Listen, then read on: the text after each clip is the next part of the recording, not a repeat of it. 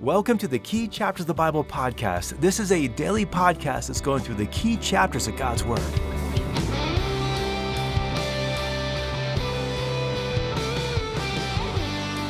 Should we obey our government even when it has restrictive or immoral, illegal laws? Well, we're going to discuss this very question today as we dig into the famous passage in Daniel chapter 6, known as Daniel in the Lion's Den. I'm Russ Brewer, and you are listening to our daily study in the key chapters of God's Word, and today we're turning to Daniel chapter 6. Now, as we work through the book of Daniel and turn to chapter 6, we quickly find out that God's prophecies of Nebuchadnezzar are beginning to be fulfilled. After Nebuchadnezzar died, another ruler came on the scene named Belshazzar. He rose on up. He had a relatively short reign, and he dies at the end of chapter 5.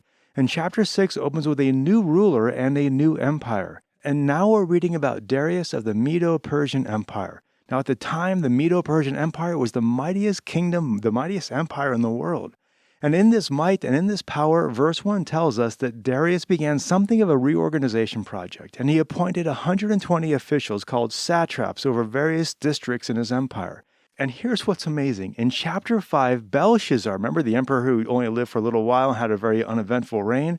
Belshazzar barely knew anything about Daniel. But here in chapter 6, Darius has such a high esteem for Daniel that he appoints Daniel to be one of the 3 governors of the empire.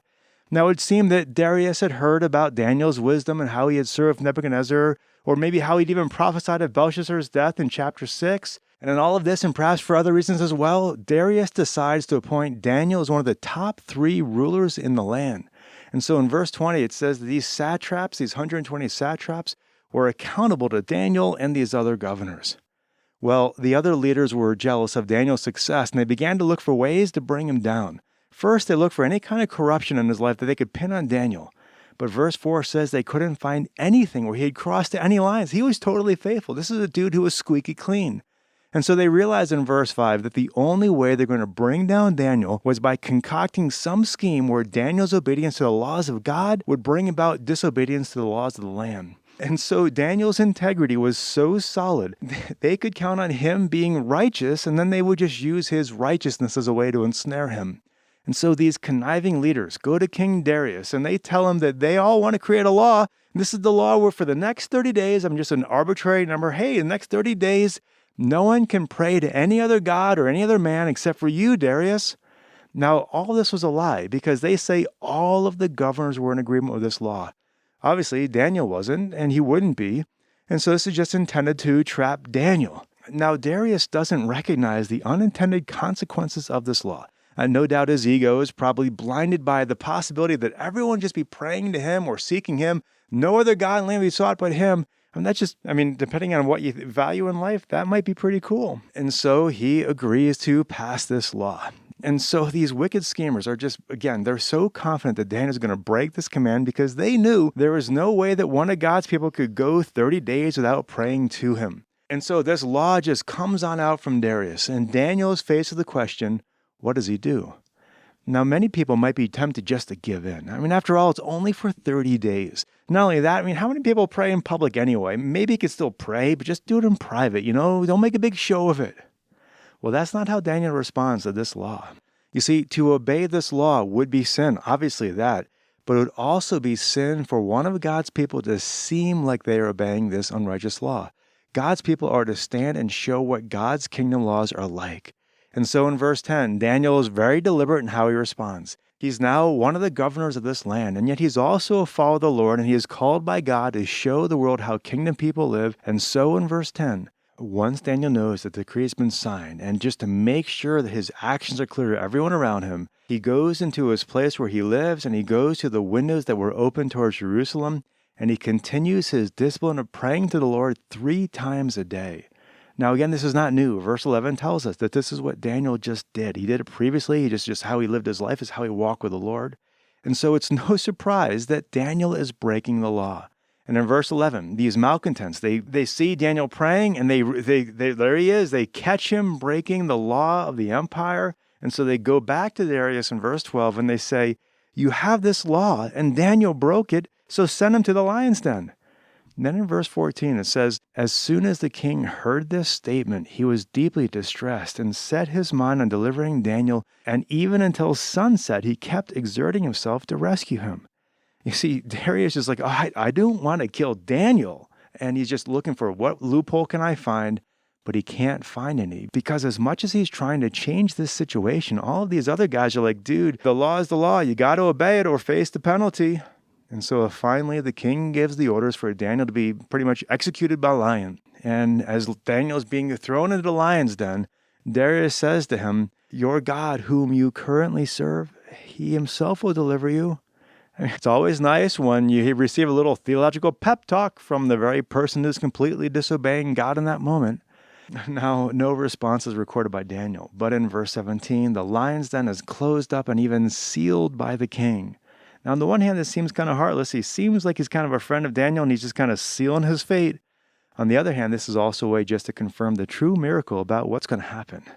Now, just to pause for a moment, in my office at church here, if you've ever seen my office, I have a picture on my wall that was painted in 1872. I mean, it's just a print, but it was painted in 1872 by an artist named Britton Revere called Daniel's Answer to the King. It's a really cool painting. If you want to even just pause the podcast, in fact, I encourage you to pause the podcast and just Google Britton Revere's painting, Daniel's Answer to the King. It's a great painting. And I love this painting because it shows Daniel's courage. Daniel's basically in this darkened dungeon. He's surrounded by prowling lions. And just by the pose of the lions as painted in this painting, you can practically hear them growling. And yet Daniel, he's got these lions all around him just kind of growling and looking at him, wary of this guy just standing there. And Daniel is calmly and serenely looking out the window. He's looking out to the Lord and he's trusting God's protection and provision.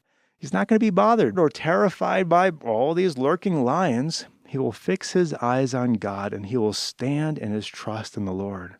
It's just this great painting of this moment as Daniel is trusting God even in the midst of the lion's den. Well, going back to Daniel chapter 6, verse 18 tells us that King Darius has pretty much the opposite reaction. He's basically freaking out. He spends the night fasting. He can't sleep. He couldn't be entertained because he's so worried about Daniel.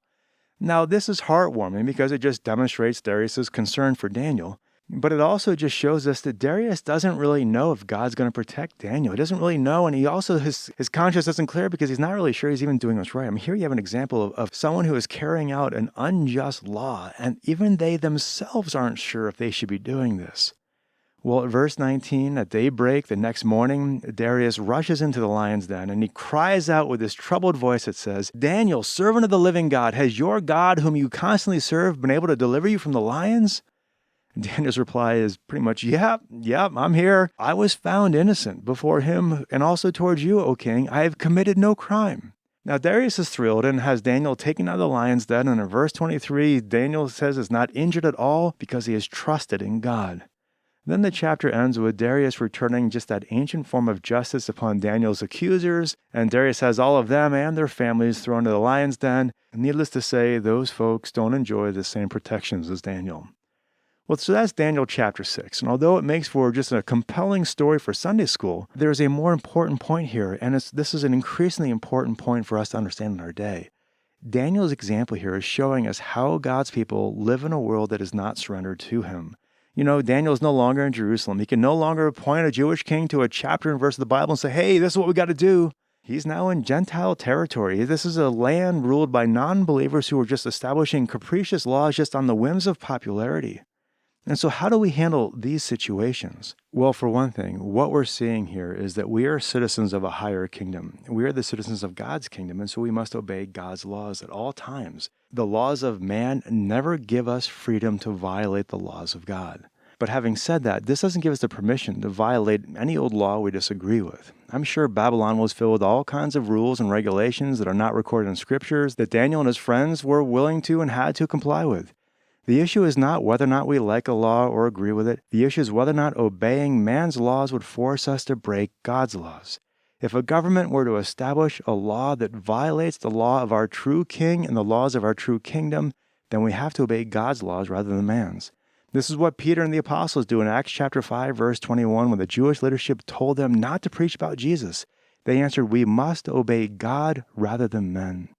And so in Daniel chapter 1, for instance, their example shows us we should be wise and reasonable and seek to work with those who are in authority. In Daniel chapter 3, with the example of Shadrach, Meshach, and Abednego, it shows us we cannot worship any other god beside the Lord. And then here in Daniel chapter 5, the example of Daniel shows us we cannot stop the worship of our Lord. Now, these are specific laws. And any laws that are similar to these kinds of laws here that would keep us from the right worship of our God, those laws would have to be disobeyed. Going back, if you look at verse 22 here, verse 22 contains a key phrase in this passage. Daniel declares that he was not killed by the lions because he was found innocent before God. God protected Daniel because he was innocent. In other words, Daniel did not sin by violating Darius's law that prohibited the right worship of the Lord. Now, this is not a blanket promise that every innocent person will be saved from every attempt at taking their life, but it is an acknowledgement that there may be times when it is more righteous to break a law than to keep it, and even when we do break some laws, we are still innocent before God. And so as Christians who are citizens of Christ's kingdom, we need to understand the principles and laws of Christ's kingdom so that we know what it means to obey him at all times. This just continues the principle that we learned about a couple days ago. While we live on earth, we have a dual citizenship. We are dual citizenship believers. Our true kingdom is in heaven, and that is where our true current code of law resides. And yet we also live as citizens of our nationality, the country we live in, and we need to, by and large, be abiding by the laws of our kingdom. Now, in America, our founding fathers tried to create a constitution that would allow the citizens of God to operate by God's laws while also operating within the spheres of righteous laws made by men. Likewise, our Constitution gives us the ability to alter the laws of our society through things like elections and referendums. Now, the system is not perfect, but it has been working for a while, and yet even in our own day and age today, it seems like these safeguards are increasingly being eroded, and so God's people need to have eyes wide open and recognize that our government is supposed to be of the people, by the people, and for the people. And when it does not operate in that way, we need to be prepared to step up, speak up, and be a part of making changes. But then at the same time with that balance, we also must live by the truth of Hebrews 13:14, which says, "For here we do not have a lasting city, but we are seeking the city which is to come." You see, this is not the lasting city. There is still a city which is to come, and that must be the focus of our ultimate attention. Well, going on with a couple more thoughts about what we're learning from Daniel's example here. His example shows us the principle that obeying the law of God does not give us permission to break another law of God. For instance, we are not to deceive people. We are not to misrepresent the situation. Obeying God's laws to pray does not give us permission to hide or deny what we've done. We have to uphold all of God's laws, not just the ones that fit our preferences. This passage also shows us what goes into civil obedience. You see, when an unrighteous law has been forced upon us and we have to obey God's laws rather than man's laws, if that's the case, we still must deal with the consequences. We in our day and age might be fined, we might be arrested, there might be a consequence for our obedience to God and our disobedience to the local authorities. We just have to recognize that that's what it means to be a faithful follower of the Lord in our day and age. And finally, this passage is just a great time for us to ask this question. It's a common question, it's not my own. But the question would be, if it's illegal to be a Christian, is there enough evidence in your life to convict you? And just think about it. All of our lives are more or less supposed to be like Daniel's. We're supposed to be living as Christians in the world around us. And if it was illegal for us to follow Christ, our lives should be so dedicated to the Lord that we could be easily convicted. Well, we can go on, but those are some basic principles from this passage. Daniel's example here shows us that there are times when we may have to break the laws of our government to keep the laws of God. And yet when we do this, we are ultimately innocent before God. And since our lives are accountable to Him, that is the declaration that truly matters. Well, again, so much more could be said. And that's just enough to get us thinking about these questions. A lot of profound thoughts here. Thanks so much for listening to this podcast. I hope you have a great rest of your day. God bless.